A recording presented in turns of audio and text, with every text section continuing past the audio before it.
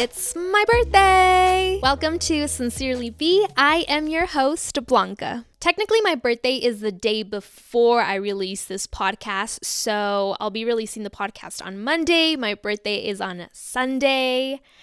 But what better way to celebrate your birthday than to reflect back on life? Before we hop into the episode, I first want to take the time to really acknowledge how grateful I am, most importantly, to God for giving me another year of life. I am so grateful that I get to see another year, that I am filled with so many blessings, so many opportunities. I am surrounded by people that I love. And honestly, at this point in my life, I am just so at peace. I have so much joy in my heart, and I'm just happy. For the first time in my life, I can really say it with all my heart that I am genuinely so happy with life. I'm so happy that I am able to live such a good life. Through the ups and downs, I am living a really happy life. And it's all thanks to God. I honestly wouldn't be where I am today if it wasn't for God's grace and His hand protecting me through all these years. And I am just so in love with life right now. And I really hope that this year is yet another amazing year. And I'm really excited to see what God has in store for me. And I'm just so grateful. I am turning 27 years old. So on this episode, we are going to talk about 27 lessons I have learned in my 27 years of life. Starting off with number 1, it's okay to fail. That is a hard one. That one's such a hard one for me to swallow because who likes failing? No one likes failing. I still don't like failing. And it was such a huge pill to swallow. But I have learned that failure is the process of growth. And you can't grow unless you fail. It's also about learning because there are things that we have to go through and fail at to learn from those mistakes. Like, let's say that we want to open a business and we tried it the first time and it didn't work out, but we don't give up there. Like, we know what we did wrong the first time. So the second time we are learning from that. Or let's say that we fail on a test. The next time we take the test, we know what we missed, what we need to study harder on, and what we could do better in. I think for me, the biggest thing about failure was the disappointment that came behind it. And as a first-gen Latina, it was really hard for me to really take failure is okay into consideration because I didn't want to disappoint others, but most importantly, I didn't want to feel disappointed in myself. And I didn't want to feel like a failure. Heard this really good quote that sticks to me, and it said, failure is just a rough draft for your outcome. And I'm like, period. Yes. Okay, moving on to number 2. It's okay to outgrow people and things. I think we get really used to being surrounded by the same people for many years, and it's really hard to let go of them because they might have seen us when we were going through our worst, or they might have seen us when we were going through our best, and they have seen every part of us, the good and the ugly. And this person can be our comfort, but sometimes they don't fit into our future anymore. And they might still be stuck in the past or in an environment where you no longer belong or you no longer want to be there because you know if you stay there, you can't grow from that. So sometimes we have to let go of those people in order to become the better version of ourselves. Moving on to number 3, don't force anything. whether it's a relationship, whether it's a career, whether it's school, furthering your education. If you feel like you are forcing yourself and really draining yourself to make something work, just don't do it. Don't do it. Because if it's meant to be at that time, it comes easy to you. And you don't have to put so much pressure or force onto it if it's meant to be at that time. Number 4. This one's a toughie. This one was a tough one for me too. And I was like, I don't know if I should put it. But I really, really did learn from this one. And it's, you need to forgive. And this doesn't mean that you have to allow either the person that you forgave back into your life, but forgiveness is not for them. It's for you. But that is a whole other episode, so I don't want to get too much into it. So moving on to number 5, be careful who you open up to. Honestly, not everyone wants to see you do good. Or they want to see you do good, but never better. But never better. And I have learned this the hard way, where I do open up to people very easily, but I have learned from this that they don't always wish you well. And honestly, God has given me the discernment that I know when someone is being fake and when someone is genuinely happy for you. And when I'm around those people and they go quiet when something good happens in my life, we know. We know. Moving on to number 6, learn to spend time in silence, alone, and with God. It took me a long time to learn how to be alone. And it also took me a long time how to be silent in my own thoughts.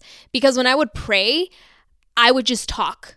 I would talk, and I'd be like, but God this and God that, and God, but why aren't you listening? Why can't I do, And I'm sure that the Lord was like, homegirl, zip it. I am trying to talk to you. Like, let me talk. Let me speak over you.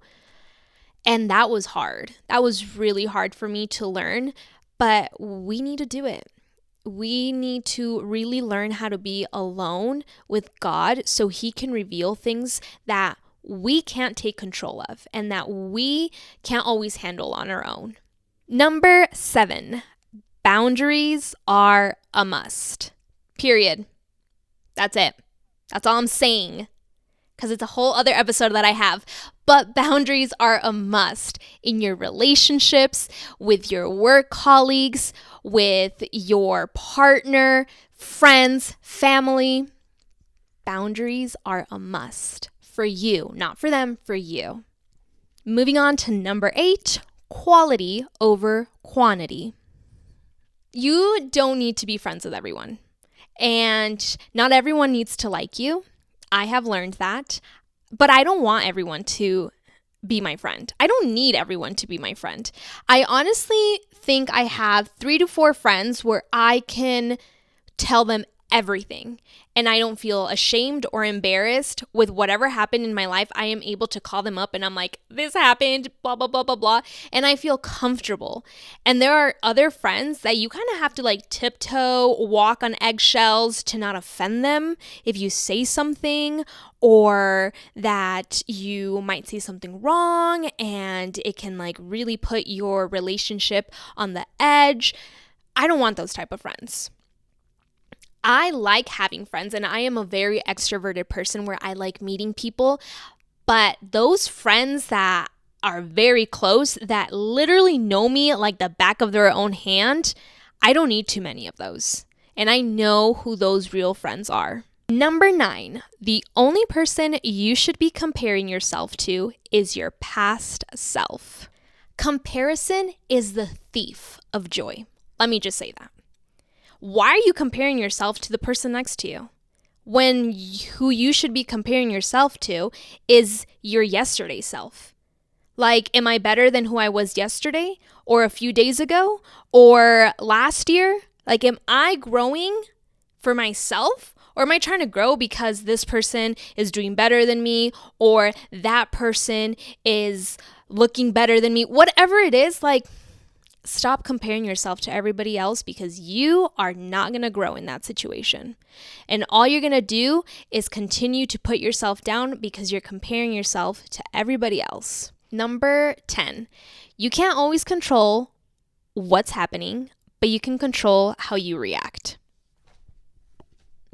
Can I get an amen on that? Because, oh my goodness, how many of my control freaks are listening?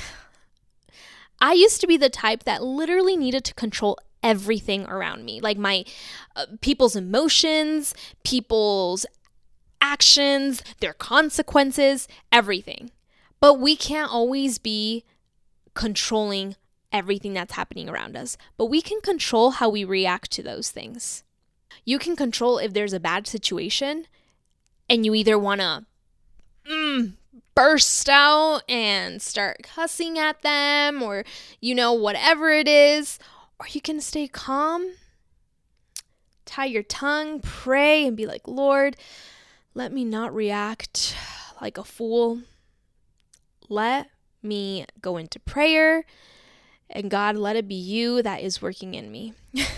I used to be the person that literally would always not stay quiet. Like, I had to have the last word because I know I'm right. I know I'm right, you're wrong, and I'm going to prove it to you. And it was just like a circle of nonstop argument because I needed to prove a point. And at the end of the day, sometimes it's not even worth it. And sometimes we can do more harm than good. Number 11, save your explanation. Not everyone needs it. Like, don't waste your breath. You don't have to explain yourself all the time as to why you're doing it, who you're doing it with, when you're going to do it, where you're going to do it. No one needs to know. That is your business. And that's all I'm going to say. Number 12, commit to a healthy routine. But commit to it, because sometimes we start this healthy routine and then we stop doing it and then we go back into those bad habits. So really find a routine that gets you excited to do it. And that's how your commitment is going to follow. Because if you're just doing the same old thing and you're like, oh, well, I have to, it doesn't really get you excited to actually want to do those things. Like for me, I love going on walks. And before I would go on walks mainly because of my dog, and it was so cold or it was raining and I'd be like, oh my God, this is miserable. But honestly, I have taken such a positive attitude on going on walks, and it's just such a good time to reflect on my day, or if I just need to get out of the house. I work on my computer a lot, so it really gives me that advantage to be able to get fresh air even when it's cold. Girl, put on a jacket. Come on. I live in Colorado, so you can bundle up, but you have your accessories, hopefully, to be able to stay warm and whatnot. But besides the point, that's been really a really healthy routine that I have incorporated to my everyday, and it has become a habit. Now I wake up and I have to go on my walk. And when I come back from work, or if I am out of home and I am doing lunch in the office, I have to go outside. And it just has brought a lot of peace into my life too, because it really helps me just reflect on how I'm feeling that day. So commit to your healthy routines.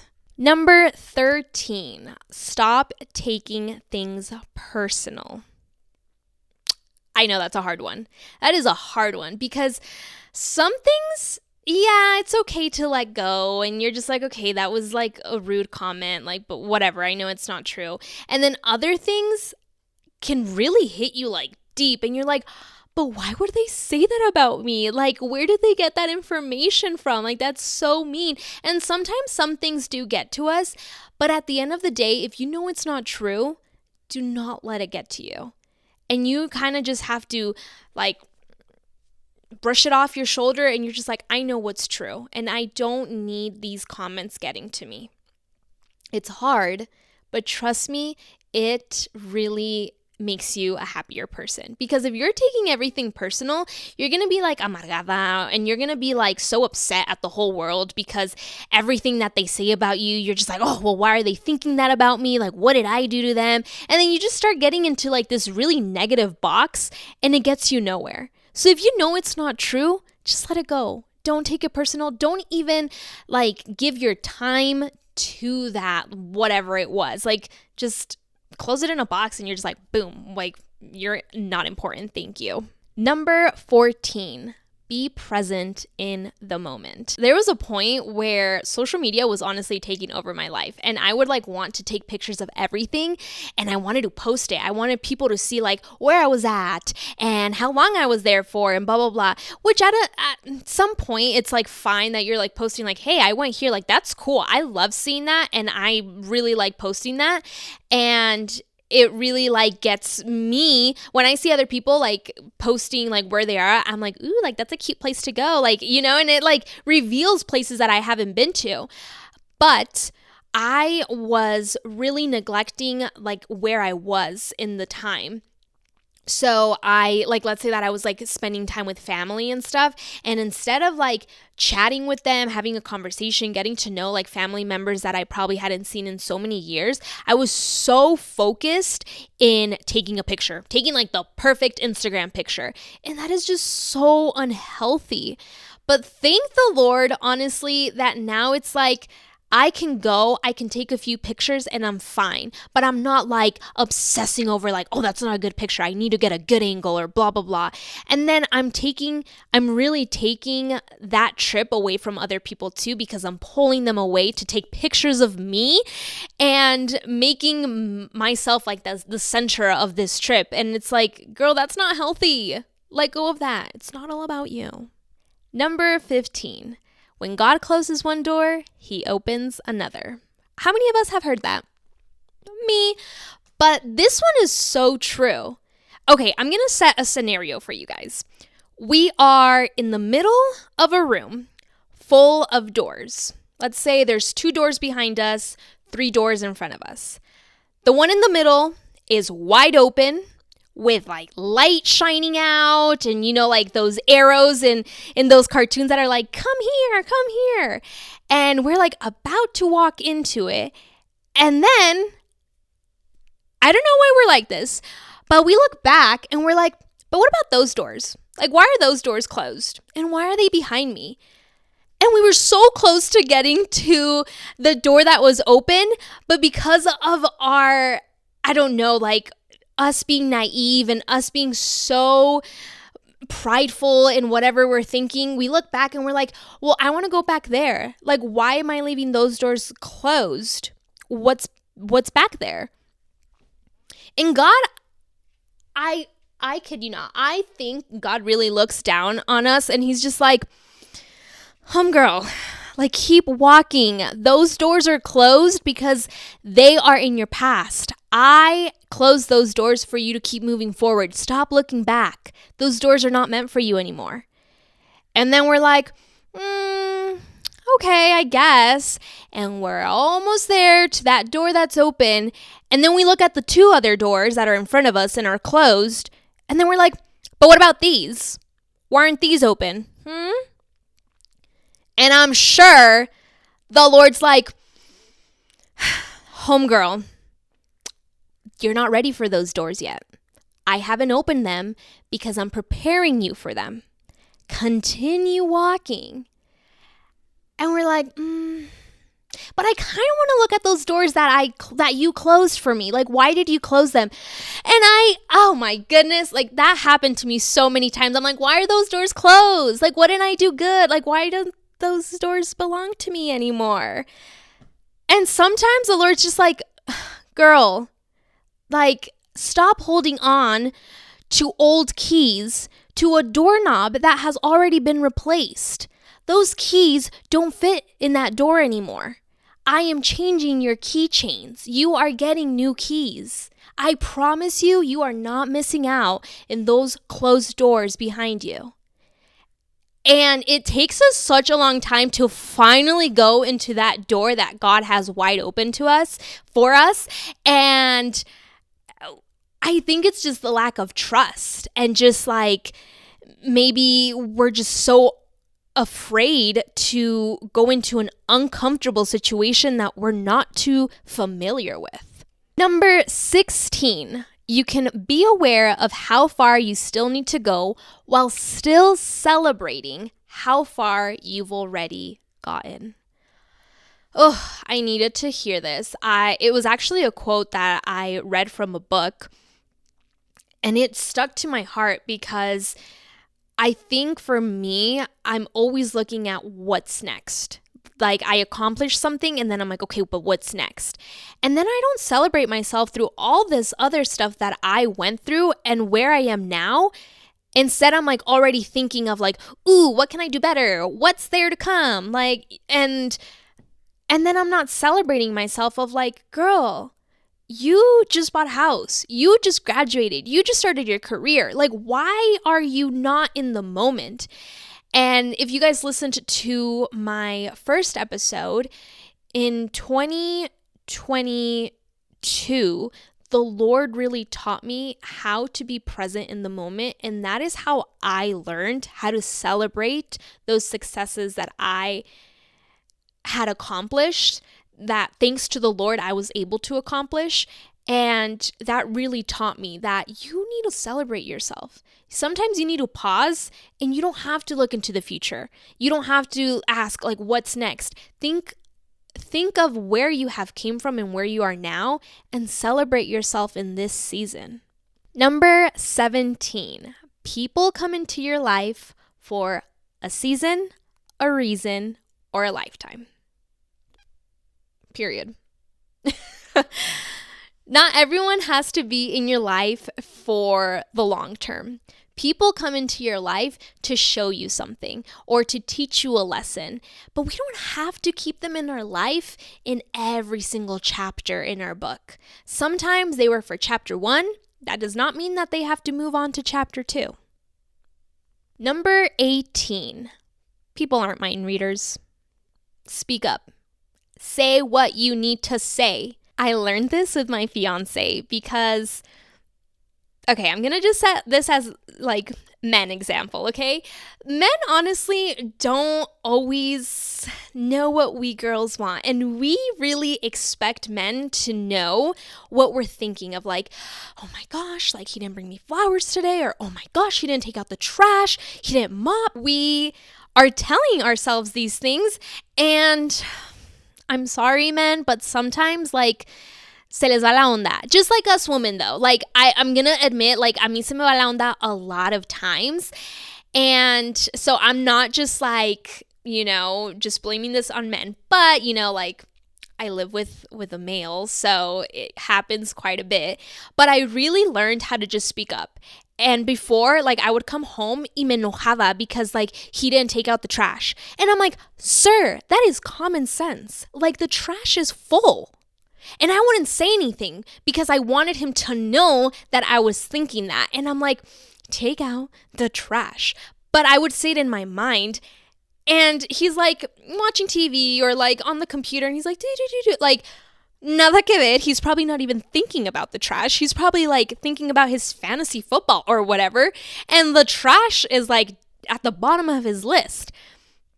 So we had a really good conversation, and he really taught me, like, girl, you just need to say what you're thinking.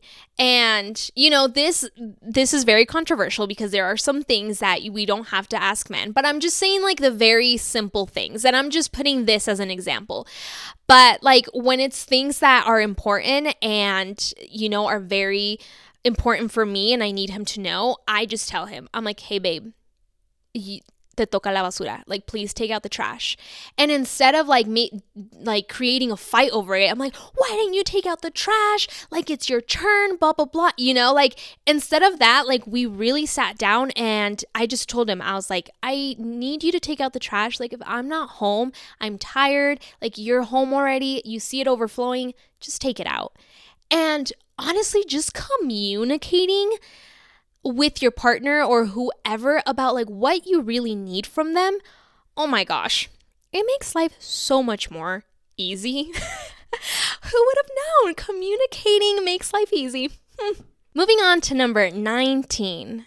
Take time to heal. From whatever has hurt you and you are walking into a new season, take that time to heal. To get to understand yourself, to get to understand your spirit, to get to understand what God is trying to teach you in this season. Take that time to heal. Don't rush into the next season because you finally let go of another season and you're just like, okay, like this is the season I've been waiting for. I'm going to do it. And then during that season, all these past pains come into this new season because you didn't heal from the past ones. Number 20. What other people think of you is not your business. Plain and simple. It really isn't. People are always going to talk. Always. And sometimes they're going to talk just because it's you. And like at the end of the day, you really can't control what people are going to be saying about you. All you can do is continue to be a good person in life. And if they're talking things that are nonsense or they're making up lies and you're just like, dang, like they come up with good stuff, but like where are they getting their information from? Because sometimes I've heard things about me and I'm just like, órale, like, okay, that's a new one. Like people come up with the craziest things, but that's all they have to do. Like es todo lo que pueden hacer en la vida, I guess. Like, okay, continue to talk, I guess. Like I'm not losing any sleep if people are talking about me. Like, I'm still gonna wake up. I'm still gonna go to work. I'm still paying my bills. Like, no me importa. Keep talking. It's really not hurting my feelings. Number 21. Stop bottling up your emotions. You will eventually break. It's true. It's gonna get messier, and you don't always have to be the tough guy. I used to be the type that held all my emotions in, like I would bottle them all up, and I started to become the type that when I needed to say something that really hurt me, like empezaba a llorar. And I would start to cry and I couldn't get my point across because like ahí andaba toda llorando and like, you know, like honestly making a fool of myself. But because I got to the point where like I no longer could hold in those emotions. And when I finally broke, like I would start yelling at people, I would start crying, and I could not regulate myself. And it was really hard. So now, like, cuando ocupo llorar, like, I cry. When I need to cry, I cry. If it's in my car before work and I'm just, like, feeling very emotional, I cry. If I'm in a meeting and, like, something kind of, like, low-key hurt me, I go into the bathroom and I, like, take my deep breaths. Or if I need to cry, I cry. Crying is good for your soul. Cry it out whenever you need to. It does not make you look weak. I don't know who in the world said that, but it does not make you look weak. It actually makes you stronger, and it actually makes you look stronger, because if people see you cry, they're gonna be like, oh wow, like this girl knows what she's feeling. Like, yes, I do. I'm hurt. Moving on to number 22. People don't actually think about you as much as you think they do. People actually don't think about you as much as you think they do. There was a point, honestly, where I felt like I was like the center of it all. Like, oh my God, people are talking about me. People are thinking about me. Like I. Like it was all about me. And at the end of the day, it's not. Like, sis, you are so irrelevant. I'm sorry to break it to you, but trust me, people are probably not talking about you, and people are probably not thinking about you. Sorry to break it to you. Moving on to number 23. Sometimes you just have to accept that the only closure you will get is by accepting what has already happened. You can't go back and you can't change it. It's really hard accepting something when you don't have an answer to it. And I used to be the type of person where I needed an answer as to why everything happened.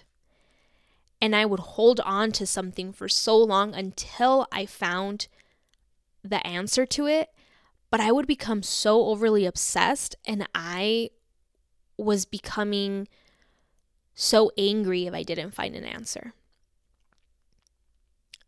But at the end of the day, sometimes accepting is the only closure that you're going to get. And unfortunately, life isn't fair. And that's the way it's going to be. Number 24, stop depending your happiness on others. Like I mentioned before, not everyone is going to stay in your life for a lifetime. And if you depend your happiness on one certain person and something happens where you're no longer with that person, or that friendship ended, that relationship ended, that family member is no longer in your life, and that happiness was coming from them, it's going to be so hard to find happiness on your own. It's okay if someone makes you feel happy, but it's not their job to make you happy, because it honestly drains the other person. You're going to be seeking happiness every single time, and when they stop doing things that no longer make you happy, you're going to get so mad at this person, and you're going to be like, you're not making me happy anymore. Like, then you are putting expectations on this person, and honestly, that brings so much drainage to someone, and that really causes someone to distance themselves from you, because they're like, whoa, like, I'm sorry, but you're asking too much of me. Like, I can't bring you happiness. That is your job to do for yourself. Number 25, always trust your spirit and your gut when something feels off. I don't know what it is about us girls, but our intuitions they're always pretty much right. Honestly, I feel like girls just have this intuition that like half of the time when someone feels something and me dicen like, well, I was feeling this and then it was true. And like, I don't know how many girls have actually felt that, but it's like, I don't know, God has given us that discernment of knowing when something is off. I'm just saying. So moving on to number 26 before I go too off topic. Not everyone is for you, and you are not for everyone. If you listen to my first episode, I mentioned this, that not everyone has to be for you, and you're not going to be for everyone. You're not going to be liked by everyone, and honestly, I don't like everybody. So just saying the facts, like I don't like everyone, and I don't always agree with everyone, and they have the same exact fairness to feel the same way towards me. You don't have to like me, and you don't have to like what I say all the time. Moving on. Number 27. Always leave it to God. What God has for you is for you. There was this preacher that said, God will never leave your mail at someone else's house. Amen. God already has something for you, and He's already working in you to reveal what He has for you. If you don't know already, you have to trust in Him. He hasn't given up on you. He won't give up on you. You have to continue to give Him that trust, to give Him the control of what He's doing in your life. So stop trying to look at the person next to you and be like, what is God doing in your corner? Sis, focus in your corner. Focus what God is doing in your life. Focus what He has for you. From that, you are going to do so many amazing things. Thank you all for sticking around on this episode. I really hope you guys enjoyed it, and I can't wait to chat with you all on our next episode. Sincerely, V.